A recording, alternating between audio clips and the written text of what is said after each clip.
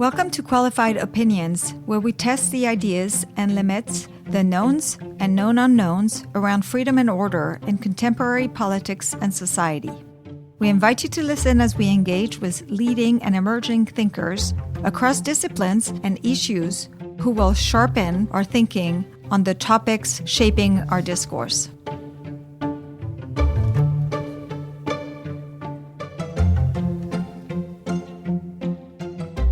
Welcome back. The right and the left seems to have a lot of opinions about women and about fertility, most of them not super productive.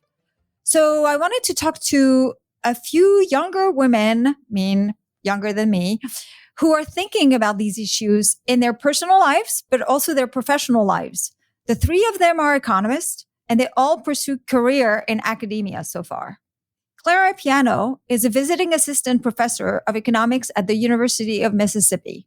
Anna Claire Flores is a PhD student in economics at George Mason University, where she's a PhD fellow at the Mercator Center. And finally, Susannah Barnes is a program manager for fiscal and labor policy at the Mercator Center at George Mason University, and she works with me. So welcome, ladies. Thanks so much for having us. Thank you. Thanks, Vera.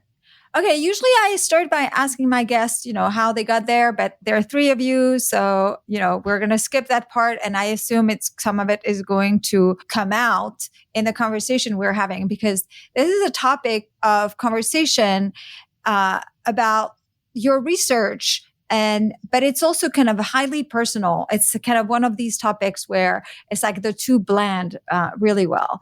So what got you interested in the economics of family and gender economics? And what are you currently researching? I'll start with you, Clara.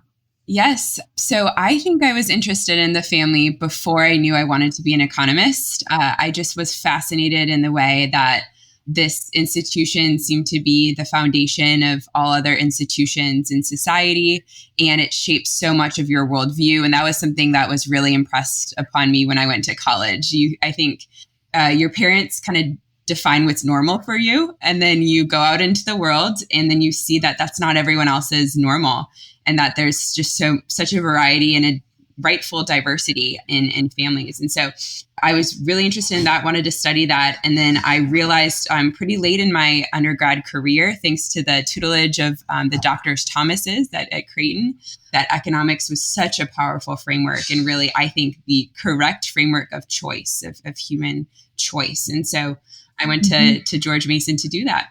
That's awesome. Anna, you're still at George Mason. I am still at George Mason, and a lot of my interest in family economics specifically does actually go back to Clara. So I'm glad she got to go first, because it's a little bit of a family tree, and a little bit of the same for me. I was always really interested in more from a pre-law perspective as a student, in sort of women's opportunities and the really unique challenges facing, single mothers, for example. Just sort of some personal experiences made me really interested in how to sort of advocate for them.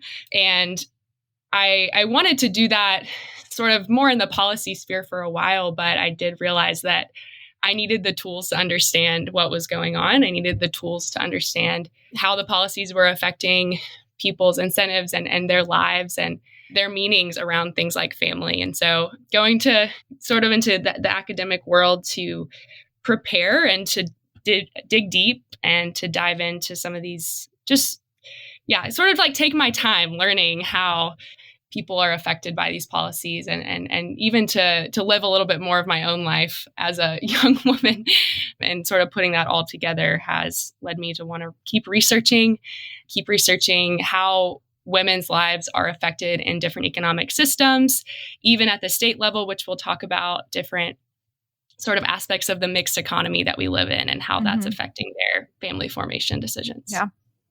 Finally, Susannah. Yeah, so mine goes back to when I was touring colleges with my mom. She was just always so excited that I was going to college and that I was going to get a 4-year degree. And I was really confused because I never asked her why she didn't go to college. Beyond she went to community college, but she didn't go on to get a 4-year degree, even though she said she always wanted to. And she told me, I don't remember what colleges we were coming back from, but she told me that everyone in her life told her not to go to college. And I found that crazy because everyone in my life had always been telling me, go to college, like become a doctor, become a lawyer, pursue education. And I just found it bizarre that the generation before me, that women weren't encouraged to do the same.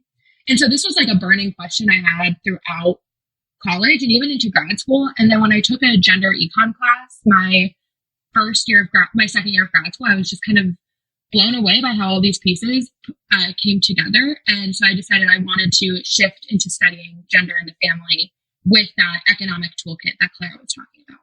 This is a great segue to my next question, because Clara, you're millennial, and Anna, Claire, and Susannah, you guys are both Gen Z. And it's funny because for me, kind of like my first, not the way I grew up, but the way I grew up intellectually, right? Being a libertarian and an economist, I just wasn't thinking. In fact, I was opposed to think about economics and economic questions as if there were differences between men and women. I just kind of, I was just like, they're human rights, and they're like, and I was just kind of, I didn't really like, like focus on gender issues. I just kind of, and I think it's a generational thing, especially for kind of libertarian women coming up in the movement at the time where I was, where you kind of had to be super tough and you had to be kind of, it is why I think it's kind of interesting. And so what do you think is the biggest difference between how the younger generations view liberalism and older generation view it? And another question, kind of, it's like the same for the libertarian movement. Is the libertarian movement evolving in this direction, or the classical liberal movement? So I don't know. I'll start with you, Clara, or whomever wants to say something on this. Yeah, I'll jump in on this because similar to Susannah, I did have conversations with my mom growing up about, or at least later on in life when I was thinking about work and family, about these types of issues. And my mom was a working mom when she had me, and then went back to work for a while after, and then ended up staying at home.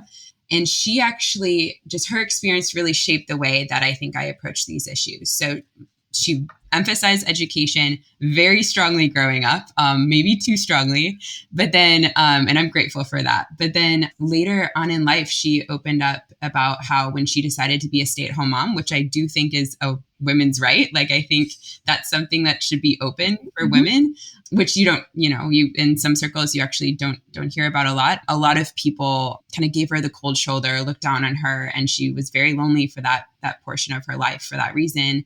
And so that was really important for me to understand that, like, both of these paths are contributing something to society, right? Because I saw then the work that she put in at home and how that supported my father and all of us.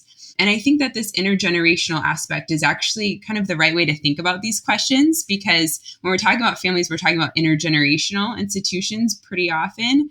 And so that bargaining, that kind of investment that goes on across the generations is super central. So the fact that both of my parents had to make sacrifices in their working careers, for my siblings and I both, I have two brothers and a sister, right? So investing in your children, and for both spouses, like you were saying, Veronique, it's really, I think from the intergenerational perspective, we don't even necessarily have to have, a men versus women. We can just say that both are making, sacrifices for the children very often. Of course, that differs in different contexts and different cultures and different institutions.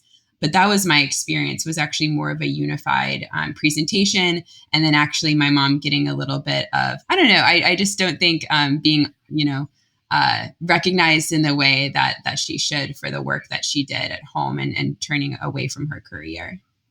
Yeah. One of the Gen Z, do you have something to say?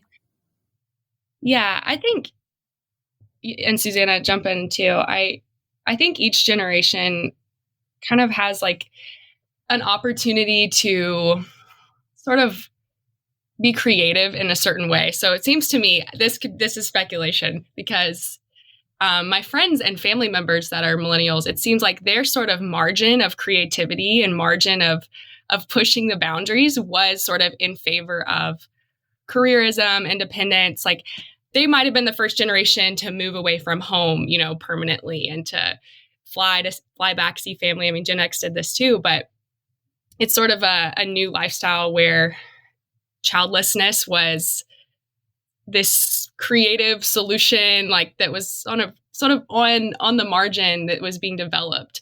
And it's been something that people have created, lives that they love that look very different from their parents and grandparents. And I, as a classical liberal, I kind of respect that creativity and independence. And, this isn't the normal path, but we're sort of creating this new normal. And I think for my generation, we are trying to figure out what that creative margin is for us, because people are sort of being fed careerism, workism, individualism now. And the ones who, want to follow any sort of kind of traditional path are the ones who are having to break out of the box. And that's really unusual for this to have changed so quickly in just several decades.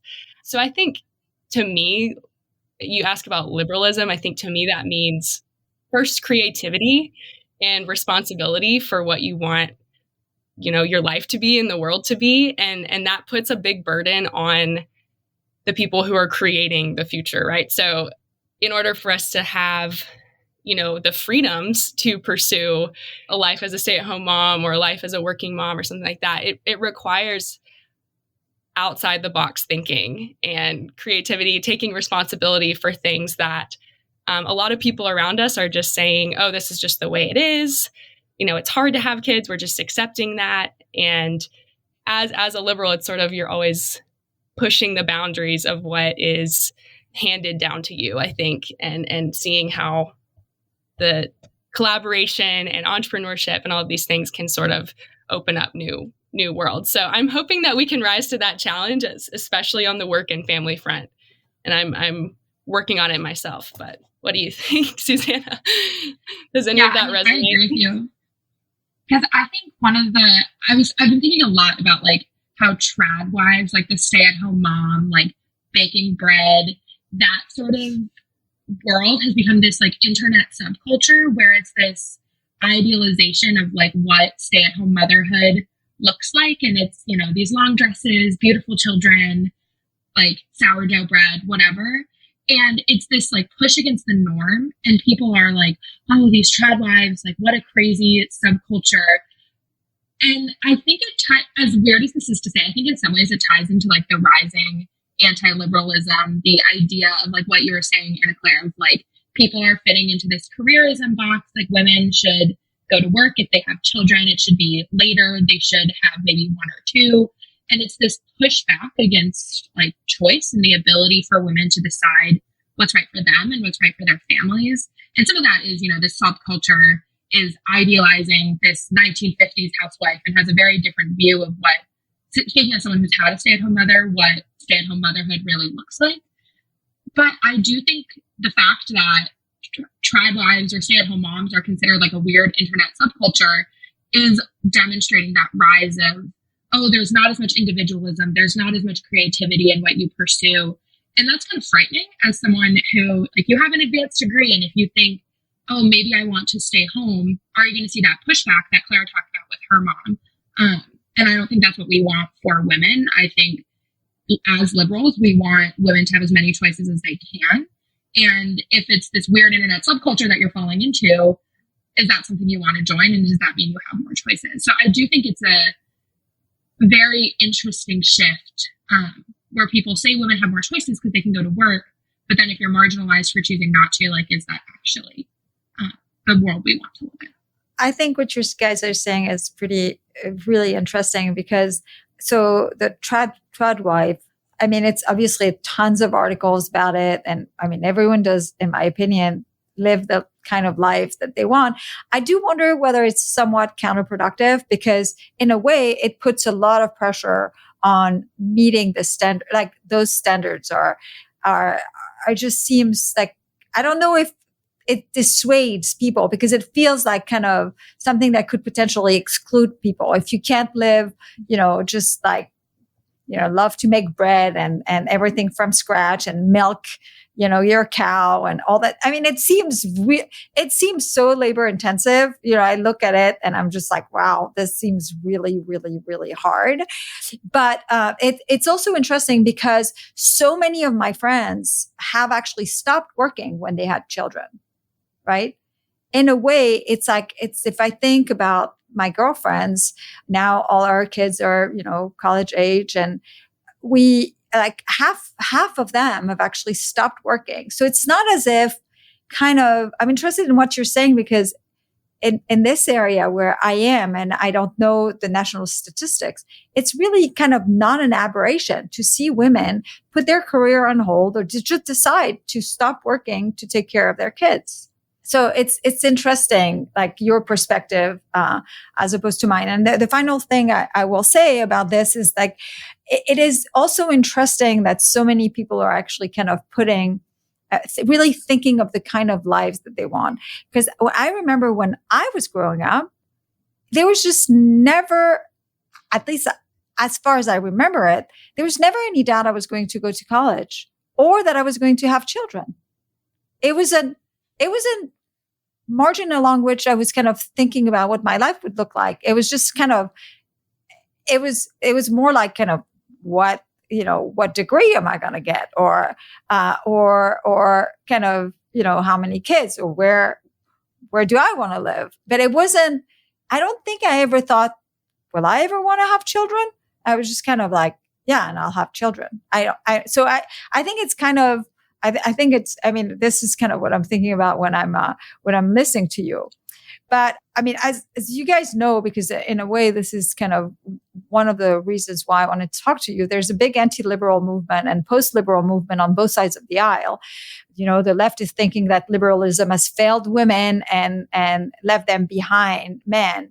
And the new right is thinking that liberalism has robbed women of being wives and mom. So I want to know kind of, what do you think people on either side of the aisle misunderstand about the classical liberal? Because I mean, in that fight, right, libertarians or market fundamentalists are just being punched in the face like constantly. And so what is it that you think people are misunderstanding about this? I think at the very basic, they're misunderstanding the data, that the data doesn't show that is true. That if you look at statistics about women's welfare, women's freedom, it all correlates with more economic freedom. The places where women are happier, where they are raising their children in better environments, or they have more access to career opportunities, it's where there is less government, where there is more like classical liberalism in policy. And so these ideas that women have been, falling behind men, that's not true. In places that have more freedom and women are closing those gaps, they're able to achieve, obviously there's still gaps between men and women, but the gaps are closing in these places where there's more freedom for women. And then places where there's more freedom for women, they can choose to not have children. And because there's more wealth in those societies, it's easier to support a family on a single income, which isn't statistics the new right wants to believe. Of course, they want to say that it is way harder for a man to support his family on a single income.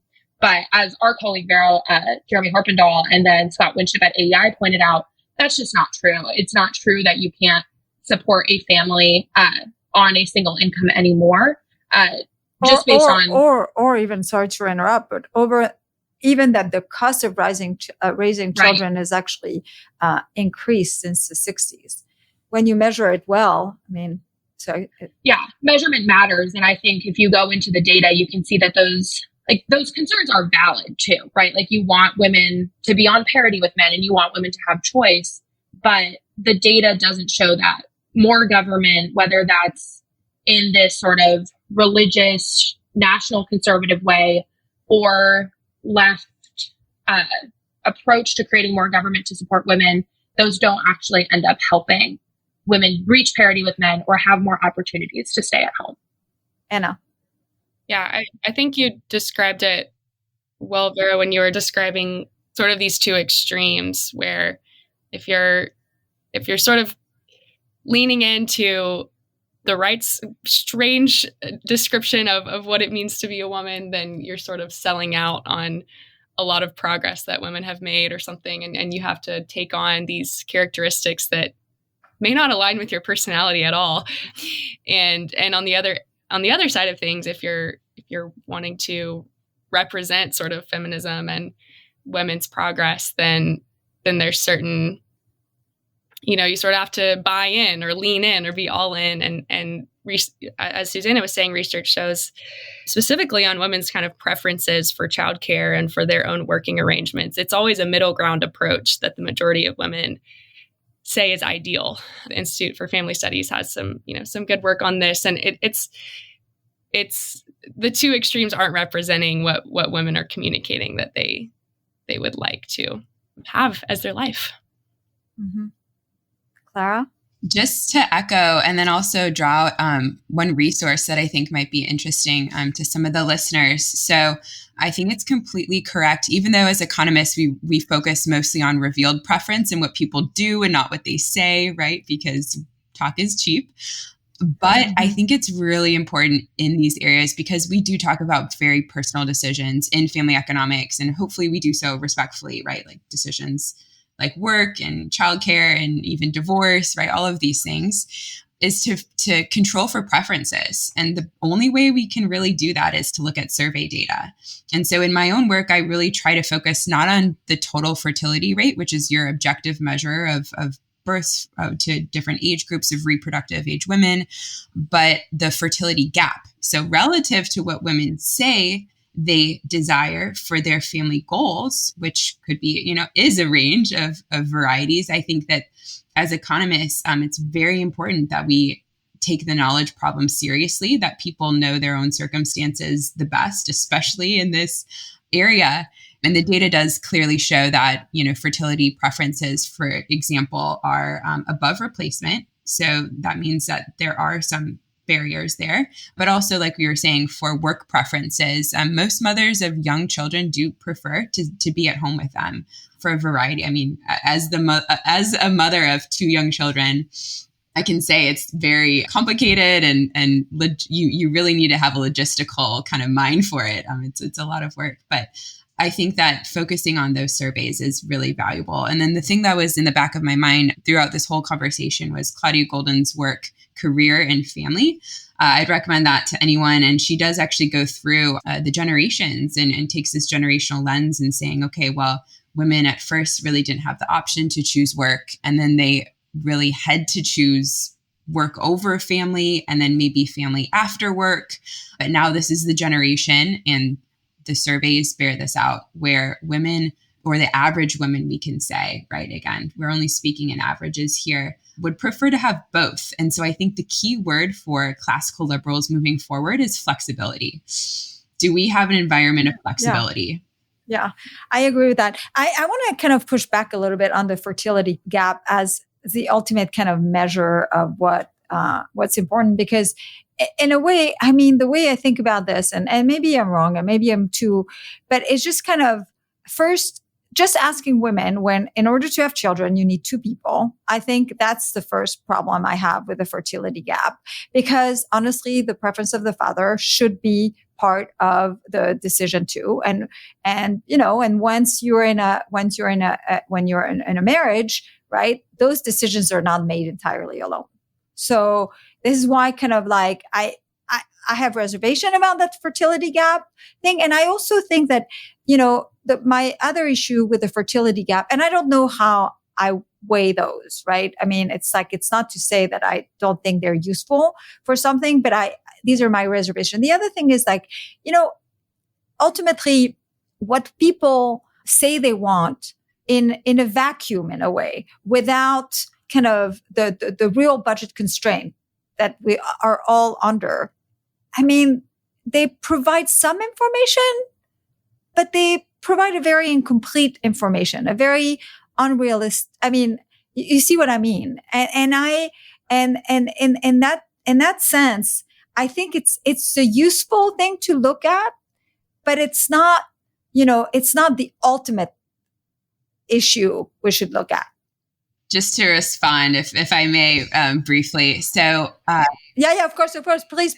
Awesome. So I love talking about this statistic because I'm convinced. So what I would say is that in the surveys we do have of men, they actually match women's preferences pretty closely, but they tend to be marginally higher. So maybe just a little bit higher. And even if we pair them up in a couple. So there's a great paper, Bargaining Over Babies, in the AIER a couple years ago. And basically it shows that men and women have to agree before a child is born on average, typically.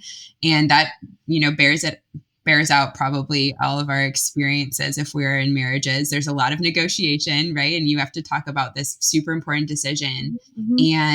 But what tends to happen is that for understandable reasons, I think from the economic perspective, because the mother is the one making those massive upfront investments and bearing a lot of the costs upfront, tends to be the partner who has a little bit, maybe we would say realistic, right? Understanding of the constraints. And so usually the man is open to maybe one more, whereas the woman says, that's it, that's how many we're having. So in practice, I think that we can say that this fertility gap statistic, even looking at just the women, does give us some pretty valuable information, even with both parties, right? Even maybe we can think of her speaking for both parties in that sense because of the conversations that would go on. And then secondly, I just find it fascinating that, and I think a lot of this revolves around policy discussions. So I like to think about this as kind of a non-coercive ceiling for policy, if that makes sense. So obviously desires change. The perceived benefits to children will change over your time. Like you really don't know, right, what it's like until it happens. And I think that's how life will always be. But if we think about government policy right now, I wouldn't want, for instance, to see, and governments have done this in the past, to see objective goals for births that are above, right, what women say, at least currently, they would hope to have, right? So I do think it's an important statistic in that kind of safeguarding sense, right? And thinking about, okay, how can we just take people as they are and look at what the problems that they currently face? Because I think it's meaningful, especially that desired fertility is above actual fertility currently in our society. I do think that signals a problem. I can jump in on that too, because we've worked on this together, and whenever I hear these same questions, and the main thing that has really made this a useful statistic to me is the strong variation, significant variation among U.S. states. So you don't just see this sort of like general, women don't quite have a realistic understanding of how life's going to go. And we're always sort of idealizing things when we're asked these questions. But if you see it as sort of that simplistic explanation, it doesn't answer the variation between different institutional environments, different cultures. And in some U.S. states, women are actually able to achieve that goal a lot better than others. So that's a really great point. And this is why, averages, they only tell you so much. And as you were talking, Clara, I was actually remembering that in the book, Hannah's Children, which is absolutely my favorite book of the year, I think. It's hard to tell because I've actually really read just many fantastic books this year. But kind of one of the most mind-blowing. Catherine Picolic talks about, she goes and interviews, and I've had her on the podcast, goes and interviews women who've had more than 5 children.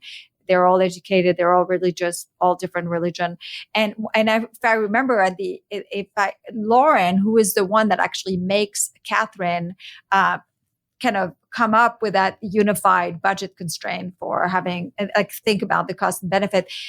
Lauren has 5 children, and her husband wants 9, right? And she's not sure she's gonna go get to 9, and so in a sense, Clara, she is the veto. She has the veto power, and she really wants to. She really wants to make her husband happy. And it's this kind of conversation that makes Catherine realize actually what it is that women who have all these children, like the difference between them and those who don't have any or have few is like, it's like the value they put on that extra life. It's kind of, and that kind of leads me to that next question, which is culture. I mean, as opposed to policy then. And we'll talk about policy, but I mean, what do you think? Because it's a state, the difference in states, right? What are the driving, maybe Anna Claire, you can answer, what are the driving factors that could potentially explain this difference between states in clothing that fertility gap? Yeah, well, a couple things that we've sort of looked at so far, and mainly Clara and Lyman Stone have been the leading scholars on this, is economic freedom. Because as Clara was mentioning, flexibility is kind of that really interesting word for us right now. And so policy is certainly influencing, for example, in one of our papers, childcare prices, as far as just general economic freedom indexes that can capture a whole range of things from housing regulation to, labor market regulations, making it harder for women to do that part-time job or to kind of start that business on the side. And I think that perception of, is this possible? Is it possible for me to find creative solutions to my childcare needs, find creative solutions for me to be able to do what I love while raising these kids? And I'm sure we haven't looked at this a ton, but my hunch is also sort of this community aspect where economic freedom implies that you're turning to someone besides the state for some of those needs that you can't achieve on your own, right? So the strength of local communities, whether that's religious communities or sort of, we saw during COVID, like swapping of childcare and education in these pods, and just sort of that community aspect, I think, can be a lot stronger when maybe your state isn't taking as much responsibility for things like childcare. It forces you to think, to turn to other people and to create those communities. I don't know. What would you say, Clara? Because I was going to say, and also institutions like marriage, right? Clara, didn't you have a paper on marriage during COVID or something like this? Am I remembering this correctly? Yes, you are. It was mainly about mental health. And mental health. Yes, but I think this actually is directly related. I was just thinking about how my husband and I have been swapping childcare responsibilities this summer. And essentially, anytime you have to care for children, you're going to have a division of labor in the household and also in the community. And that's a really valuable thing, as we know, as economists. And so when you divide that labor with the state, it comes with all sorts of strings attached, and it comes with one size. Actually, there's really going to be a one size fits all sort of solution. When you divide that labor, have different options for people who you want to divide that labor with, right? It's going to be, hopefully you have some family members who you can call on, but even if not, right, we know that there's a lot of value in like parish communities or friend groups that do this. There's these real, we can basically think of them as when people make the joke that it's in the water when a friend group starts to have babies, right? There's these effects where it just kind of spreads, and then you all start to go on this life adventure together and help each other out in that way. That we can see that in the data where you have communities that for whatever reason there's a tipping point, right? And then they start to become more family friendly in that sense. And so I think to build off of what Anna Claire was saying with the policy environment, that's one piece of the puzzle. And then the other piece of the puzzle is, we can think about it as static problems and then dynamically. So statically, right, there's this policy environment and it's preventing people right now, right, in these various ways, or constraining them, right, in these various ways. But dynamically, I think it's where Catherine's work and the benefits sort of come in, right?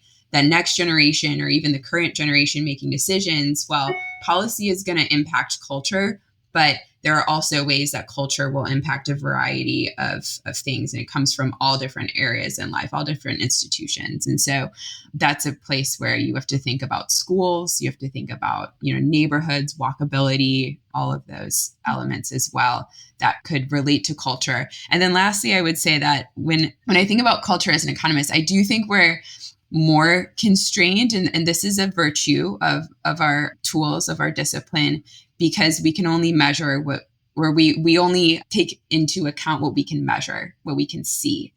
And that's, again, I think that's a virtue. We, at the end of the day, really want to have evidence and facts, right?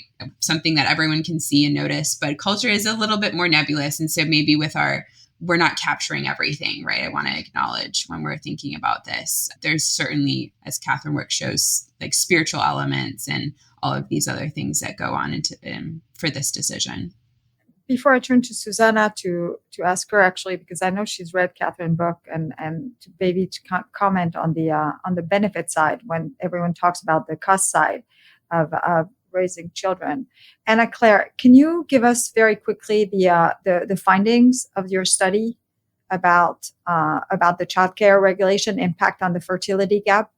Yeah, absolutely. I mean, basically, the finding is that more childcare freedom or flexibility, is one of those things that is correlated with lower fertility gaps in a given state. So that can look like those regulations that we capture in the index can look like, a lot of things that you would think are really obvious and really good for kids, but it's sort of just been this pile on over the past few decades of, we need to add this and this and this and this and this. And it has become so constraining as far as what providers can offer and how they do things. And it turns out that that's, not meeting people's affordability needs. And it's also not meeting their sort of availability, flexibility, and even some of those, values needs. But especially the flexibility piece, it seems that, we can the flexibility on the supplier side or on the demand side? Well, both. I mean, I guess if you're sort of thinking about a woman who, maybe will be in my case one day as, a professor, like needing, 2 or 3 days a week of childcare. And, I want it to be maybe have a religious component or something. So if you can't find that everywhere because it's regulated out of, sort of the option set or we've gone, yes, even further down the road to, that's not, not even possible, that affects, sort of my view on how compatible family and my career can be. So we just find that childcare freedom piece, it can look really different. It doesn't mean that children are less safe necessarily. Deanna Thomas has shown that a lot of these regulations are just sort of there and they're increasing price without really increasing quality, but they're restraining the supply. Restraining supply. Yeah. So even in DC, like there's these, I think every childcare worker basically has to have an associate's degree, and it sort of has been going into effect over the past several years gradually, but now that is the case. And so if you think about the way that, that changes those workers' decisions about if they're going to keep working in childcare, that might mean that everyone in their neighborhood is totally priced out of, the prices they would have to charge to cover the education they just, they just had to go back and get. And now they have new opportunities with higher wages. So definitely a supply side thing, but also just, we talk a lot about that work family compatibility component that Claudia Golden is capturing. So yeah, and the cost is kind of a lot of the things that people talk about when they want to implement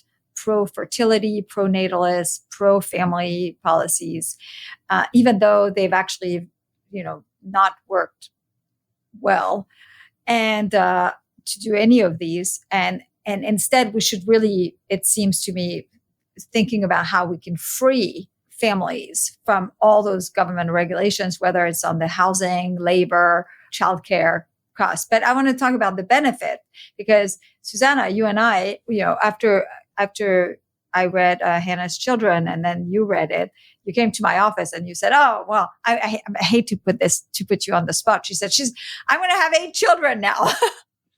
So, I mean, like, it's interesting that she was able to communicate to you something that is actually the hardest part to influence, to explain to anyone, which is the benefit side of things. Do you want to talk about this? I hate to put you on the spot like this. No, you're fine. I tell people that story. I don't hate it enough to not do it. I should have known you would do it. No, I mean, it's true. Like, I've always wanted kids, and I've always wanted a lot of kids. And that was something like when I was looking for a partner, I was looking for a partner who wanted a lot of kids. And so I wasn't coming at it from a super constrained cost side. Like, I've grown up around babies. I was a nanny. I love kids. And I think also being religious influences you towards seeing a lot of value in children. And as our culture shifts away from religion and shifts away from just being like a pro baby culture, there's a very, like, if you go to the grocery store with a child, a lot of people are kind of like, oh, I don't know, like, that baby shouldn't be here. There shouldn't be a baby crying on the plane. Like, these things are creating this culture where children aren't welcome. And so as people stop seeing that benefit of children, they're going to have less children, which means that people are going to be around babies less. And so that's just going to entrench that culture. And I think people forget that children are just fun. One of my friends has a baby, and sometimes when I go over to her house, we just sit and stare at the baby. He's 6 months old, and it's just like, we just want to watch and see what he does because he's so lovely and so wonderful to be around. But if you're not seeing children, you don't see those benefits of just how exciting it is when they stand up on like their hands and knees and look like they're about to crawl. Like, that's a huge moment to get to witness. And if you're not surrounded by children, which families with large amounts of children are usually in religious institutions. So if you are in these religious institutions, your friends aren't having babies, why would you ever think to yourself like, wow, I want to have kids and I want to have a lot of them? It's hard on a Sunday. You know, you go to church, you see all these kids who are in cute outfits and they're running around. And even when they're crying, you're still like, wow, they're a part of the community here. And then you're around, at least in my case, I'm around my friends who have children. And it just enforces that idea that I want to be a mom and that, you know, my fiance and I want to have children in the future. But if people can't see that, why would they ever think that children are anything but a huge cost, that they're crying and messy and dirty, and only see the negatives of children and never see the positives? And so that's why it's hard to convince people to go from 0 to 1, because they're not seeing kids. They aren't interacting with kids, especially as the number of siblings decreases. You know, you've never changed a diaper, you've never held a baby. How can you know if that's something you want? And then there's another thing, which actually, interestingly, I think relates to the child safety regulations and stuff, is if you're not a French mom, you tend to like overinvest in the few children you have. It's a luxury you can't have when you have 6, right? But one of the things that's I thought was very funny raising kids here is like how parents were just totally over obsessed and super invested in their children. It's not that I didn't, but my level of tolerance for how much time I'm just really going to spend doing that is kind of capped compared to American parents. I mean, and it's in a lot of ways, it's cultural, right? In France, you you love your children, but I don't know if it's changed, honestly, but, and I think that kind of that overinvestment also then triggers demand for more safety, more regulations.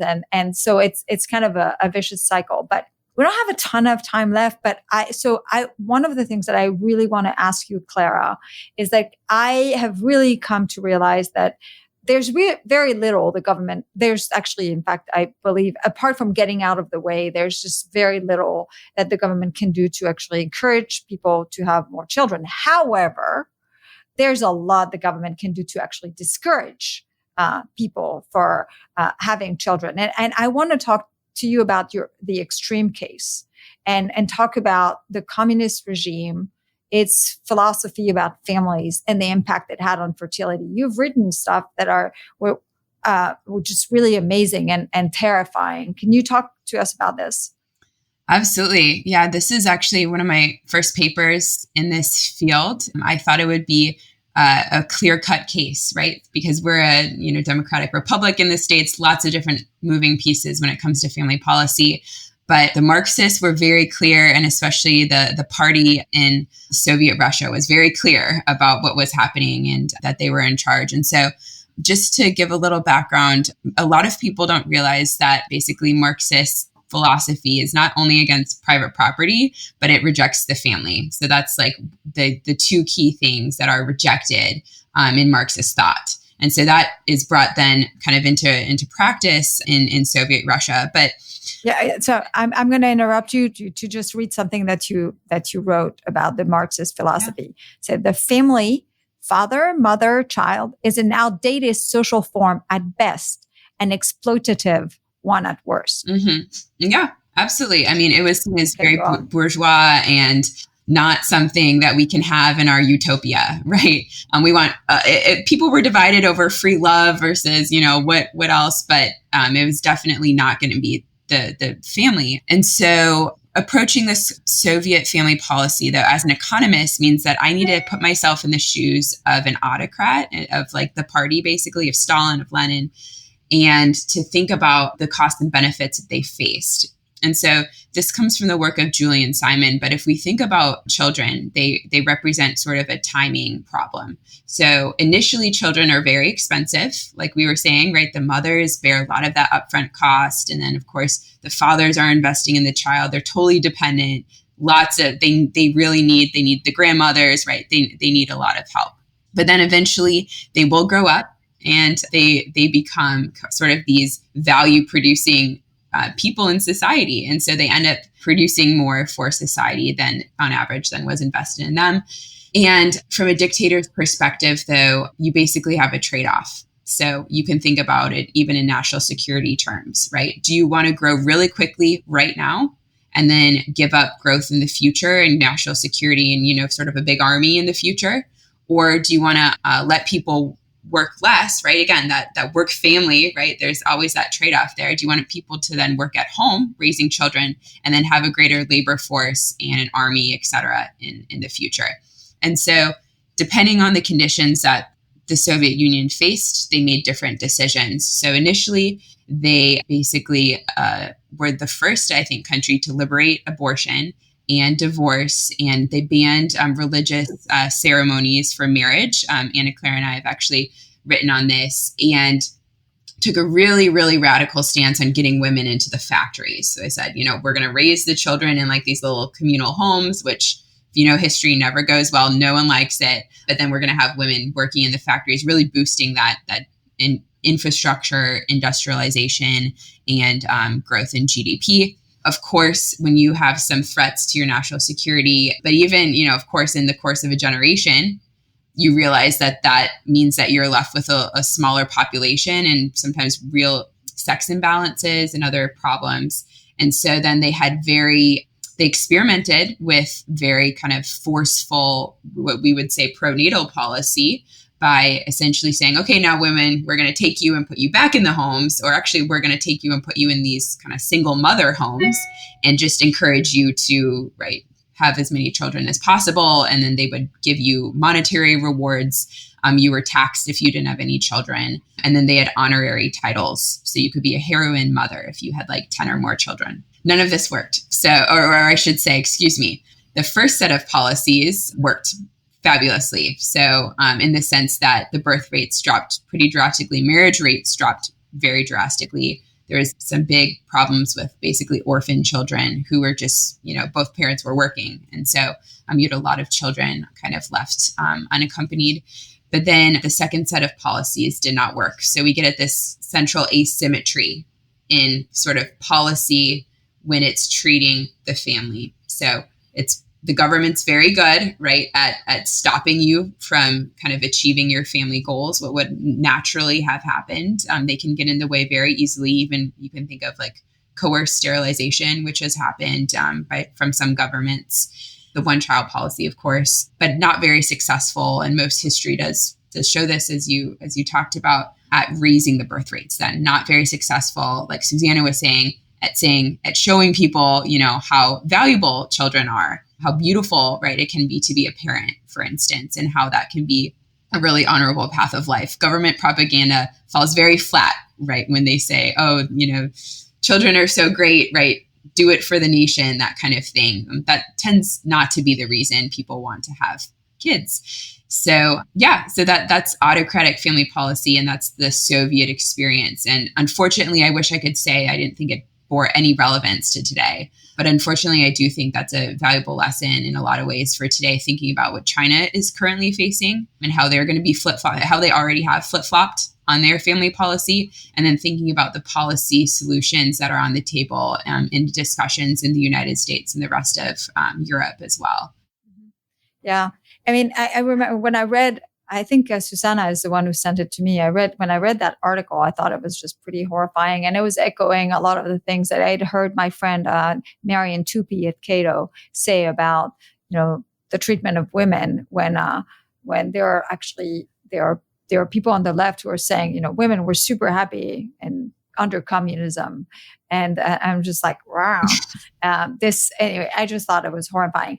I want to, in the little time we have, I actually want to kind of raise the question of spending, government spending. And there's just a lot of beating up on market fundamentalism and the way we've been actually talking about the way welfare programs are designed as having an impact or creating disincentive to work.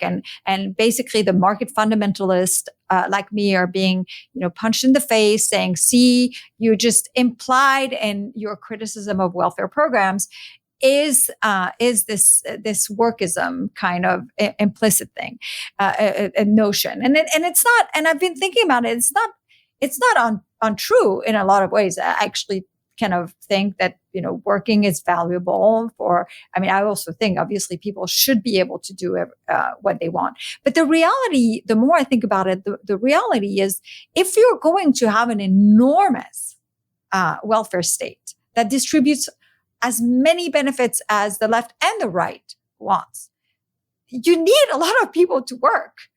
And so I just think that it's so, I think that kind of pro-natalist would be better off kind of actually arguing, for freedom and decision in terms of work versus staying home, but at the same time, to be credible, kind of be calling for a reduction in a lot of the spending, the government spending, because and as opposed to asking for more.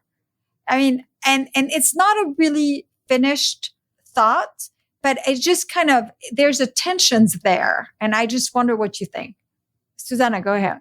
Okay. So I think part of what a lot of people are missing is how these spending programs are going to just fuel inflation, which already uniquely affects families and mothers. You see diapers, baby food, these things are rising. Their prices are rising at rates faster than overall inflation.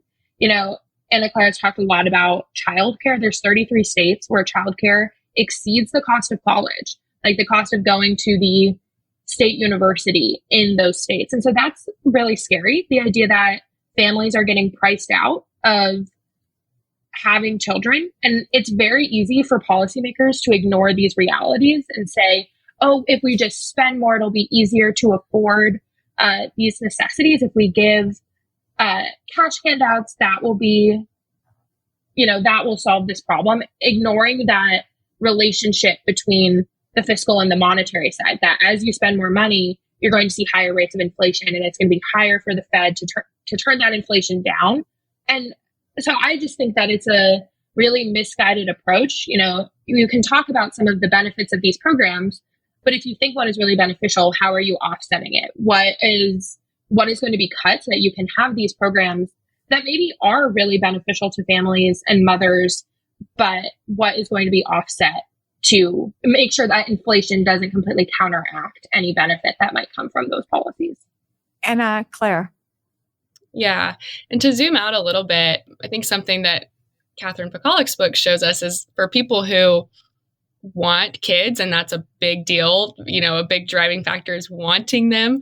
It's a pretty inelastic demand. Like people are going to figure out ways to make it work, but a lot of these policies I think are, aiming at the margin, aiming at people who are on the fence, and sort of a blessing and a curse to be a social scientist, because I'm always listening to my peers. And there's even this Reddit page called Fence Sitters.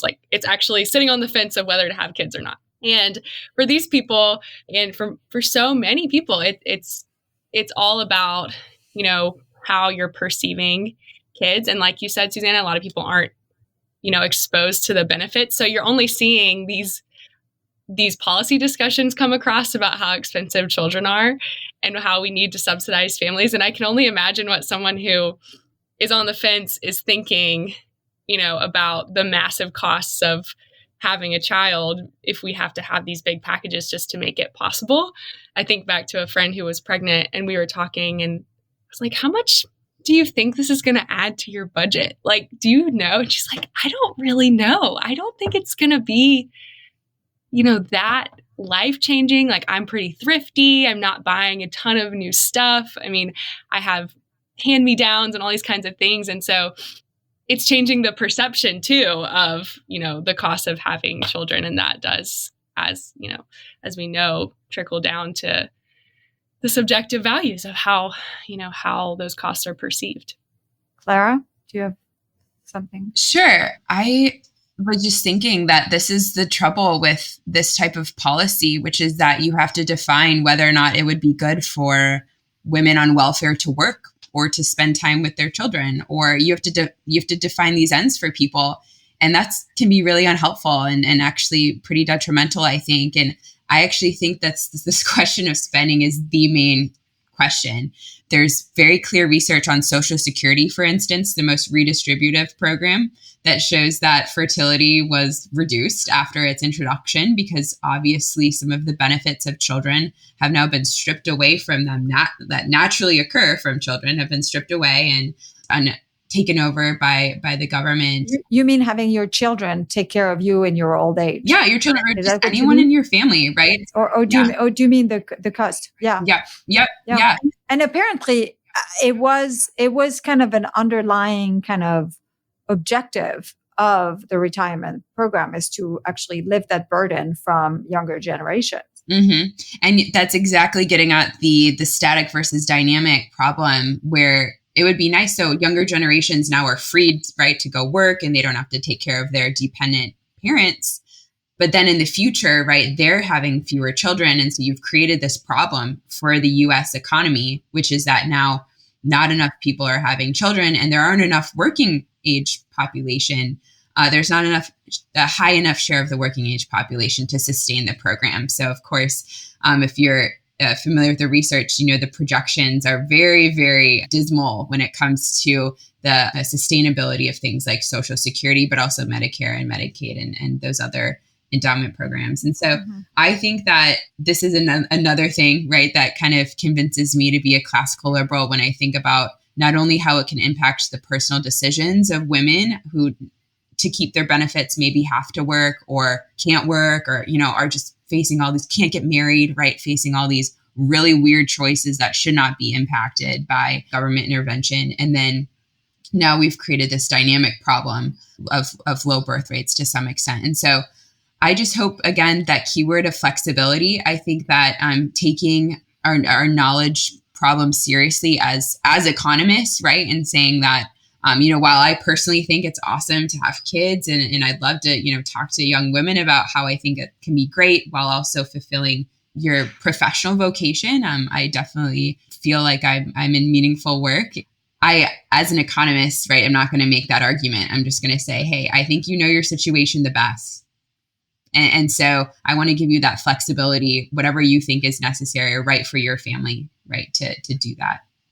Well, ladies, I want to thank you. I mean, we could talk for a long time on these issues but I'm very excited because I think that your work is going to be all the more important in the next 30 years. I think this is going to be a major issue and source of discussion and debate. And I am so glad that there are young women who are actually thinking about this from a classical liberal perspective, and basically bring some sanity to the debate between the progressive and conservative. So thank you very much. Thanks so much. Thanks for having us. Thanks, Vero.